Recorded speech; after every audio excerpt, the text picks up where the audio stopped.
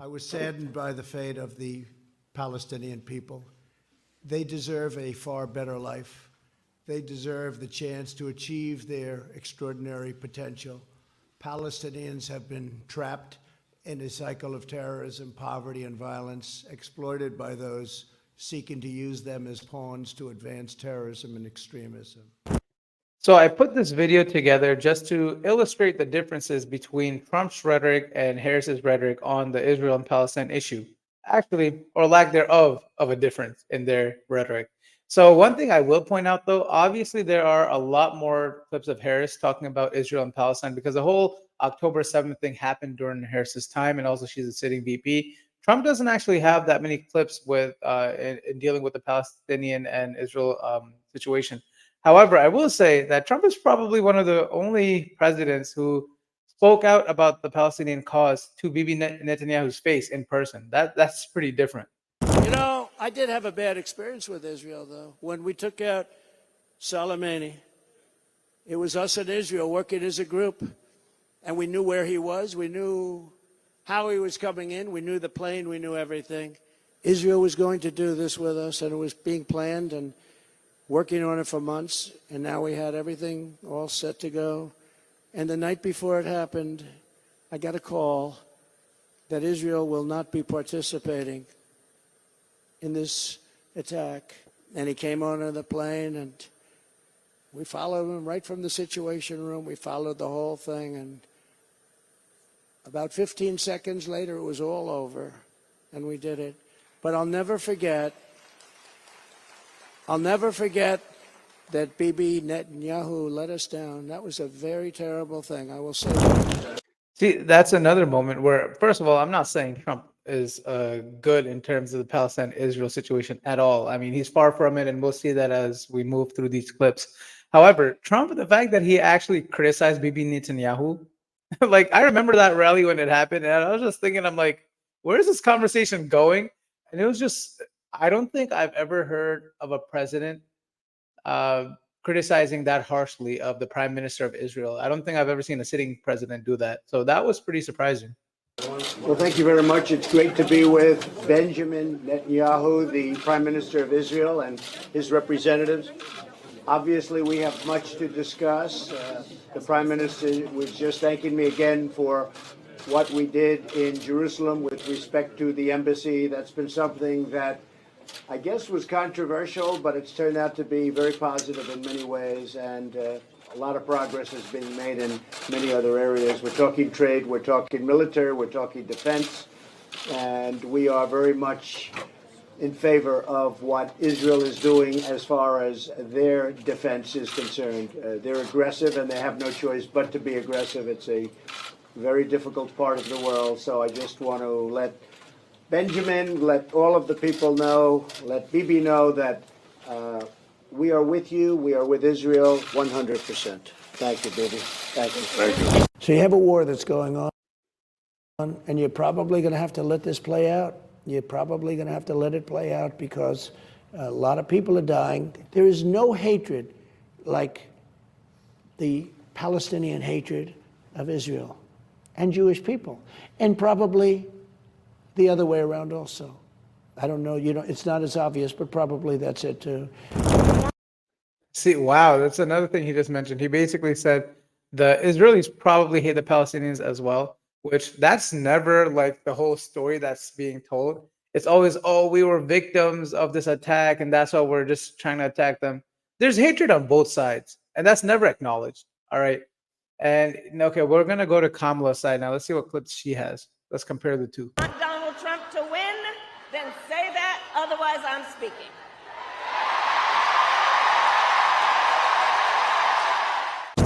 Ooh, she had a lot of resistance to that one. So I'm not sure if everyone remembers that. That happened recently when at Kamala's rallies, there was a protest for a ceasefire, and Kamala basically shut them down and basically said, listen, if you want to vote for Trump, say that, or else I'm talking. It was just very rude and sassy. It wasn't a good look at all. This was before the debate where she kind of fixed up her appearance. This was, before she fixed it up, but ooh, not a good look on her end. But you'll soon get to know his wife, Gwen, to whom, you know what? hold on a second. Hold on, everybody. Hold on. And now this situation is interesting. I don't know if this happened before the previous clip or after, but now there's a disruption again by protesters who are calling for a ceasefire. But this time her reaction is very different. Hold on. Hold on. Here's the thing. We are all in here together. I'm told an extraordinary number of folks who are here together because we love our country. We're here to fight for our democracy. So let me say, I have been clear. Now is the time to get a ceasefire deal and get the hostage deal done. And the president and I are working around the clock every day to get that ceasefire deal done and bring the hostages home. So I respect your voices, but we are here to now talk about this race in 2024.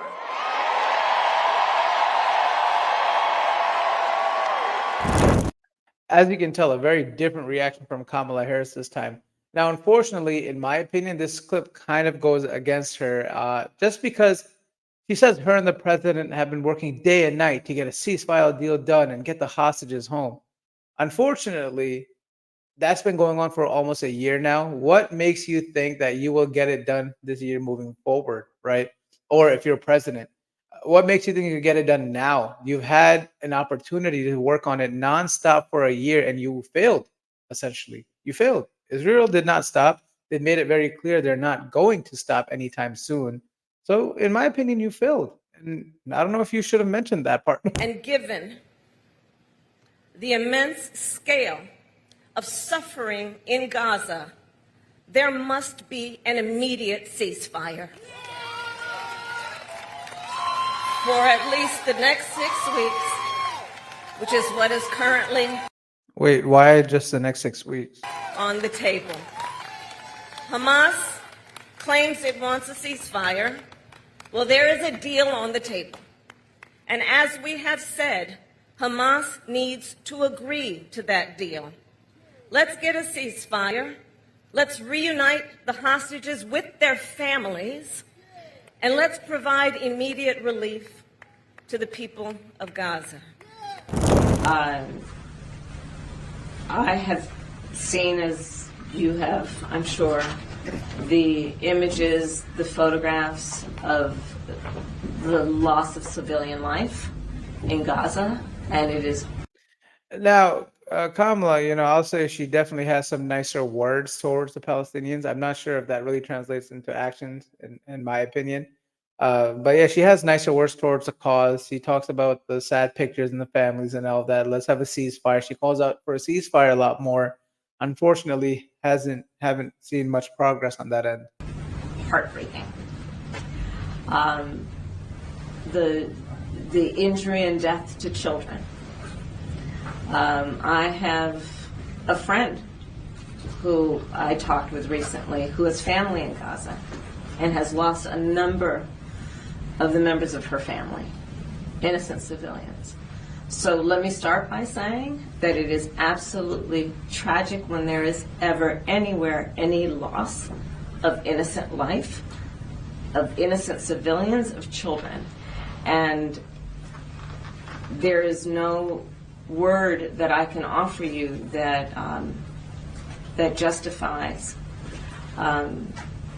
any other feeling in terms of the loss of that life. It's tragic. Yet again, there are far too many civilians who've been killed.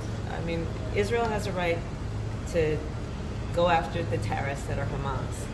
But as I have said many, many times, they also have, I believe, an important responsibility to avoid civilian casualties. Well, look, first and foremost, and the President and I have been working on this around the clock, we need to get the hostages out. We need a hostage deal, and we need a ceasefire. And I can't stress that strongly enough. Well, it's been a year and no deal still. It needs to get done. The deal needs to get done, and it needs to get done now. I want to start by asking you, there's been a horrible hospital bombing in Gaza, and the facts of what happened there are still in dispute. And now there are reports that the summit with President Biden and Arab leaders has been canceled. Just given the mounting chaos in the region, I'm just wondering what you can say about the president's concerns and what he hopes to accomplish by going to the region. It's outrageous, and we're all, I think, anyone as human beings, deeply saddened by the hospital incident today. But as a general matter, looking at the fact that there is a terrorist organization that struck Israel in a way that caused extraordinary loss of life and the violence and the trauma, I think our President Joe Biden is uniquely qualified and skilled to do the work that must be done by American leadership. What makes him uniquely qualified and skilled? And also, notice the uptone in her voice right now. That's like a no-no in persuasive speaking. It shows you're very unsure of what you're saying. And I'm actually surprised that she does this because she is a pretty experienced politician. She certainly did not do this in the debate that just happened a few days ago. This is probably an older clip, I'd assume. To stand with our friend Israel and to speak to the importance of the protection of civilians. With our friend Israel and our civilians? That's what I'm talking about. And to speak about the importance of recognizing that Israelis and Palestinians all deserve to live in a safe environment and to be able to exercise self-determination.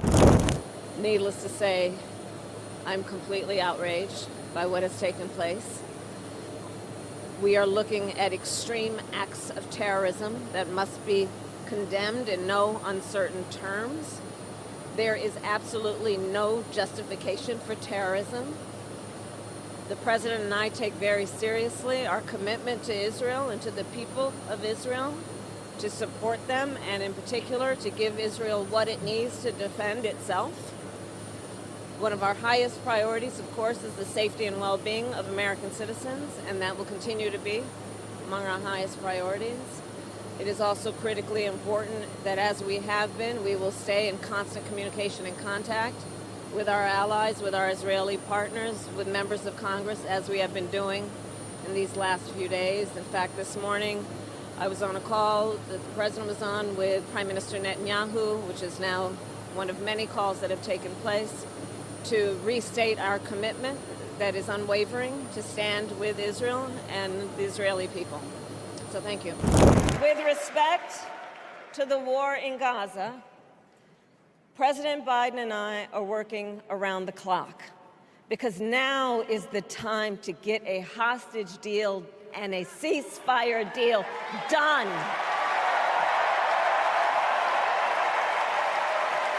And let me be clear, I will always stand up for Israel's right to defend itself, and I will always ensure Israel has the ability to defend itself, because the people of Israel must never again. So this kind of confuses me because she says that, this is the time to get a ceasefire deal done and get a hostage deal done. And it seems like she's trying to be neutral and get a deal done. And, we need to work with each other. And then she just goes next, like, oh, and by the way, let's make it very clear. I am fully 100% with Israel on whatever they want to do. This is why they haven't accomplished anything. Like, look, if you really want Israel to work with the other party and vice versa, we sent so many weapons there. How about put a limit on it? How about put some stringent conditions on it? That's how you get two parties to work. Use the leverage that you have. Okay. And that's what she hasn't been doing, or Biden. And that's why a year later, they haven't gotten any deal done. And don't get me wrong. I'm not saying that they're any better than Trump, because looking at the clips of Trump, he's a wild card and he's not any better. Like, yeah, there's some clips that show, oh, he actually speaks up to Bibi Netanyahu and all of that. But at the same time, he's also the same guy that gave up Jerusalem to Israel and the embassy and everything. And he's also said he's 100% with Israel several times. So it's not that one is better than the other. It's just they're the sitting president right now and vice president, and they haven't done anything. And to say that you're constantly working around the clock is not really helping your case, because it's 1 year later. In like a few weeks, it's going to be 1 year. And pretty much nothing has changed. I would argue that things have only gotten worse.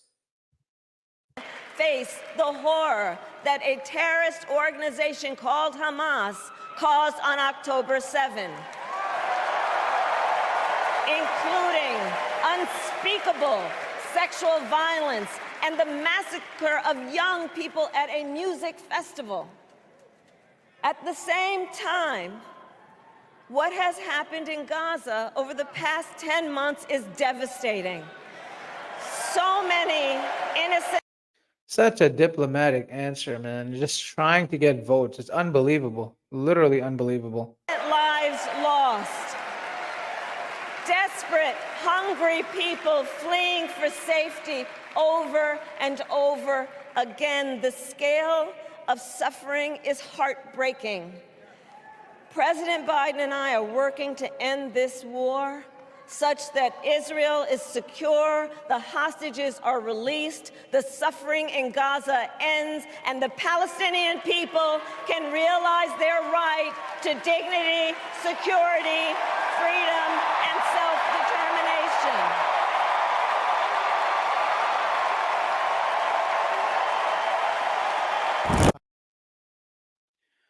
Okay, so that video is over. Hope you enjoyed that video. I basically compiled a bunch of clips of Trump and Kamala Harris on their views of Palestine and Israel.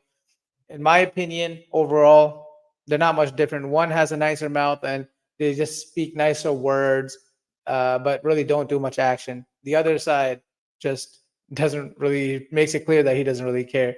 So hope you enjoyed this video. I'll see you in the next one. Make sure you like and subscribe to this channel if you enjoy these types of videos. I'll see you in the next one. Thank you so much.